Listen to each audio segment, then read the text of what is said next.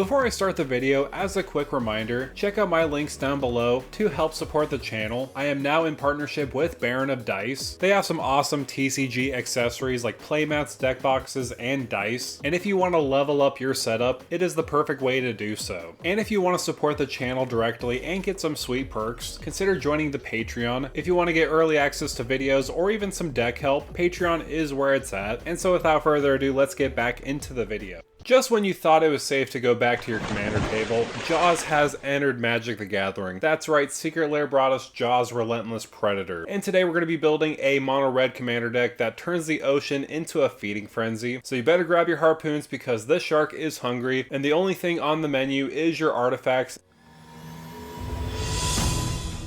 As a commander overview, what does Jaws do? He costs 3 and 2 red. He's a legendary creature shark with a 5/5 body. He has trample and haste. Whenever Jaws deals combat damage to a player, create that many blood tokens. Whenever a non-creature artifact is sacrificed or destroyed, Jaws deals 1 damage to each opponent. So this is basically a win con in the command zone. In a weird way, gives you card selection with those blood tokens because you could sacrifice it, discard a card, and draw a card. So this is a very cool commander. This commander kind of does it all for mono red. It gives you card selection as well as a payoff and a win condition. Also in the Secret Lair, you do receive 4 other cards along with a blood token to match Jaws. You have Panic on Amity Island, which is Descent into Avernus. This is an insane card for this type of deck. At the beginning of your upkeep, put 2 descent counters on this enchantment. Then each player creates X treasure tokens, and this enchantment deals X damage to each player, where X is the number of descent counters on this enchantment. So of course, the more counters you have on this, the more you're going to go absolutely wild, making each player make a treasure token. Of course, everyone's going to be losing life the more descent counters are on this, but that's completely okay because most likely Jaws is going to finish them off when they use those treasure tokens. Reckless Endeavor is another card in the Secret Lair, which has some pretty cool art. It reminds me of the Jaws Studio ride, just the way the art looks. You roll 2d12 and choose 1. Reckless Endeavor deals damage equal to the result to each creature, then create a number of treasure tokens equal to the other result. So this is a cool card. It acts as a board wipe along with making treasure tokens. Of course, you can kind of mix and match. If there's a lot of small creatures, you choose the lower number and make a lot of treasure tokens. Another card in here is Sneak Attack. What a great reprint. You just pay 1 red. You may put a creature card from your hand onto the battlefield. That creature gains haste. Sacrifice that creature at the beginning of the next end step. So this is pretty good as far as cheating creatures go. And of course, you're going to need a bigger boat with a braid. So with Jaws, obviously destroying an artifact with the flavor is perfect. And of course, dealing 3 damage to a target creature is kind of a gash that it'll give to some people sometimes. So overall, I gotta say this Secret Lair is perfect. I love a lot of the hidden details. Not really hidden, but a lot of the cool details that you would see in a Jaws movie. Absolutely flavorful, 10 out of 10, and that's why I'm building a deck around Jaws today. So I do like the idea of Jaws being a monocolor with red. It makes sense with him as a personality, even though I would want to have blue with this. It kind of makes sense why it's just mono red, and I think it's completely fine. Less colors the better in my opinion. Red loves sacrificing artifacts, generating treasures, and blowing things up for value. So we're kind of leaning all the way into that artifact aristocrat's burn deck. Every artifact that dies is just another bite to our opponent's life total, and with the right setup, Jaws could essentially swallow the entire table whole. So let's get into the game plan. First, we want to feed the shark. We want a lot of token generators that make really any kind of artifact token on the battlefield, so that way we could sacrifice them or crack them for value. Also in this deck, we want to increase the damage from 1 to a lot more, and then we want to finish off the table in complete Jaws style. So let's get into the first strategy of our game plan, and that's feeding the shark. So of course, our commander is making a lot of blood tokens that we could sacrifice, but of course there are other token generators that we could utilize. And honestly, the easy way of building this deck is by going with a treasure theme. Of course, you could go with a blood theme, but then again, treasures will get you the easier advantage of getting mana, and you could sacrifice them a whole lot easier too. There are some great treasure generators in that aggressive shell like Professional Facebreaker and Knuckles. When you swing in for damage, you make some treasure tokens. I like Professional Facebreaker the best because you could sacrifice a treasure. Works well with our commander. You exile the top card of your library. You may play that card until this turn. A free sack outlet for treasure means that we're going to get advantage off of that, and our commander too dealing damage. There are some really good dragons that also gain treasure when you deal combat damage with them or attack with them, like Goldspan Dragon. Doubling the mana production off a Goldspan Dragon off of treasures is going to be very important. And of course, Ancient Copper Dragon giving us a bazillion treasures. Obviously, it's dependent on what you roll, but still, I think the value is going to be huge. Another dragon similar to those is Cavern Horde Dragon, this is another great option. That could potentially just be reduced to 2 red mana. Whenever it deals combat damage to a player, you may create a treasure token for each artifact that player controls. This works particularly well with Descent into Avernus, because people are making a lot of artifacts. You might as well make more artifacts on top of that, and if they decide to sacrifice them, well, we're going to deal damage to them, so either way it's going to be a win-win for us. You could also throw in Ragavan Nimble Pilfer. This is going to be an easy way for us to get treasures in the early game, and also pseudo card advantage. Because we're in a treasure theme, Zorn is a great option because you make an additional treasure token off of the treasure tokens you're making, along with Academy Manufactor. This is a perfect card in this list. If you create a clue, food, or treasure token, instead create one of each. This is perfect with our commander, because when we deal that combat damage, all those foods we're going to make are going to be included with clues and treasure tokens, and of course with all the treasure tokens we're making, this is just going to go absolutely buck wild. And of course I had to throw in Roaming Throne. This is a clear example of a card that works well with our commander, doubling up on those triggers of dealing damage along with making those blood tokens. But you could also use non-creature artifacts like Ichor Wellspring and Mycosynth Wellspring to get that additional value too, because we have to sacrifice or destroy non-creature artifacts, so this is perfect for us. But I do believe treasures and blood tokens are even better, but we do want to include amplifying the pain to our opponents. That's why I wanted to go into the second topic of amplifying damage. When I first saw this commander, my immediate thoughts went towards O'Hare Ashenil and Torbrand. Instead of dealing 1 damage, you're going to amplify that damage even more with O'Hare Ashenil dependent on its power. Let's just say it's just a 4/4 on the battlefield. That means every time a non-creature artifact gets sacrificed or is destroyed, instead of 1 damage, you're going to be dealing 4 damage. The same thing can be applied for Torbrand. Instead of 1 damage, you're going to be dealing 3 damage. This is really going to speed up the process of closing out the game. And speaking of closing out the game, you could use Mycosynth Lattice. All permanents are artifacts in addition to their other types, which is a really mean card with Karn, but we're not putting Karn in this deck. Having the idea of making all permanents into artifacts is kind of the idea. And if you have your commander out and overload a Vandal Blast, that is going to be spelling good game for everybody for sure. Even though Jaws will die in the process, so will everyone else, because whenever a non-creature artifact is sacrificed or destroyed, Jaws deals 1 damage to each opponent. Most likely in a game, if you're in the late game stages, everyone will have 5 to 10 lands and a lower life total if you make everything into artifacts, because remember, it's any non-creature artifact, so this does include lands, and I know land destruction is frowned upon, but in this situation it's justified because it's a win condition. You could just blow up the whole entire table, have Jaws trigger, and end the game by pinging everybody to death. Another way you could win is simply by going in for commander damage with extra combats. I feel like extra combats are in every one of my videos because they're just so good with a lot of attack triggers or deal combat triggers, so extra combats are going to be extra useful, like aggravated assault. Getting more and more combats, especially paired up with a huge treasure generator like Ancient Copper Dragon, will get you infinite combats. Sacrificing them in the process to aggravated assault, dealing a bunch of damage with your commander, and winning the game that way too. So I just gotta say, Jaws Relentless Predator is such a unique commander for mono red. It's kind of doing the mono red shell of pinging everybody for damage, but you're making those blood tokens. They can act as card selection, discarding cards to draw cards to find the right type of hand to win the game. But I would like to hear from you. What are your thoughts and opinions about this commander? I want to build this commander. I feel like I've been finding so much commanders I wanted to build recently, especially Kratos and Atreus from the other Secret Lair. Definitely stay tuned because I'm going to be making that video in a little bit of a twist. So on your way out, make sure to like, share, and subscribe to the channel. And with that out of the way, thank you for stomping by.